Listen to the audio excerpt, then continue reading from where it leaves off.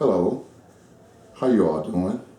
My name is Chris J. Evans. I serve as the grateful pastor of the Metropolitan Baptist Church of Dallas, and just came to give you some encouraging words on today. You know, anybody that asks me how I'm doing or how I'm feeling, the thing they always hear me say is good, and I always say all things considered. And when I consider all that's going on, I realize that God is still good, amen? So the topic this morning is going to be all things considered. And actually, you can find my biblical context over in Philippians chapter 4, around verse 11. I'm going to read part of that for you right now. Okay, Philippians chapter 4. I'm going to begin with verse number 10. I rejoice greatly in the Lord that at last your renewed concern for me. Indeed, you were concerned, but you had no opportunity to show it. I'm not saying this because I am in need, for I have learned to be content. Whatever the circumstances are, I know what it is to be in need, and I know what it is to have plenty. I have learned the secret of being content in any and every situation, whether well fed or hungry, whether living in plenty or in want. And then he closed out by saying that I can do all things through Christ that strengthens me. I like what Paul said. He didn't say that he started off being content. He said that he learned to be content. And the situation was here that the Philippians had sent a financial gift to Paul from a man named Epaphroditus. And they also were telling Paul of how the people were doing. But Paul, being such a busy individual, staying on the move, giving out the gospel, he wasn't able to receive the gift at that time. But finally they got it to him. So he said, look, I'm grateful that you all have gotten in contact with. You know, I've been very busy. He said, but I didn't say this here because I need anything. He said, as a matter of fact, I have learned how to be content.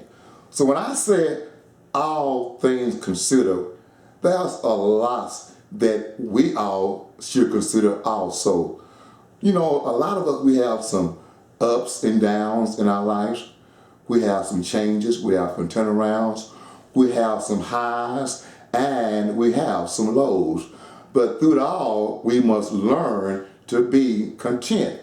You know, from a spiritual standpoint, I would be safe to say that a lot of us have been high spiritually and low spiritually. We've been high physically and low physically. We have been high financially, and then that business day we've been low financially. We've even been high on a mental state, and sometimes we have been low. But we must learn how to be content. Amen. He learned the value of being content. Amen. Now, this learning, I need to understand, it is a process. It does not come overnight. But the good thing is we need to understand that it's very valuable for us to learn to be content. A lot of people learn different things, whether it's in school, whether it's on the job, whether it's about a particular individual. But one of the greatest things that we need to learn is how to be content. And as Paul said, there's a secret in being content. Amen. You know, a lot of people are not content unless things are going great, fantabulous in their life. But here's the problem. If you're only content when things are going great in your life, then your contentment and your happiness and your joy and your peace will be content on how you're doing, content on how things are going in your life. When they're good, you shout, you're happy, but when they're not, you're upset. But we have to learn to say, all things considered. When you consider that God has been good to you in every aspect of your life, it's all things considered. Now, when I'm talking about being content, it does not mean that we just have to settle for anything, but it does mean that we should be thankful for whatever we're going through, whatever situation we're going through, knowing that God is still in control.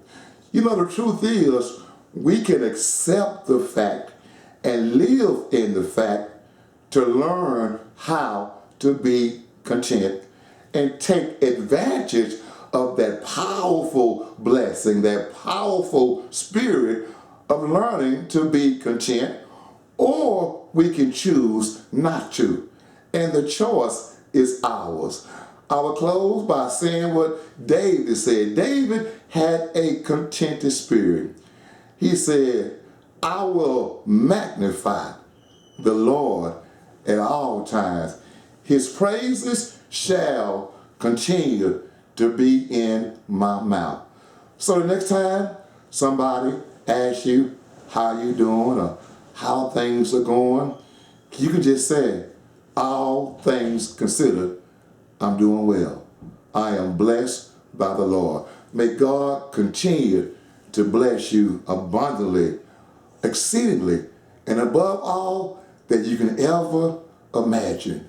Be content. We love you.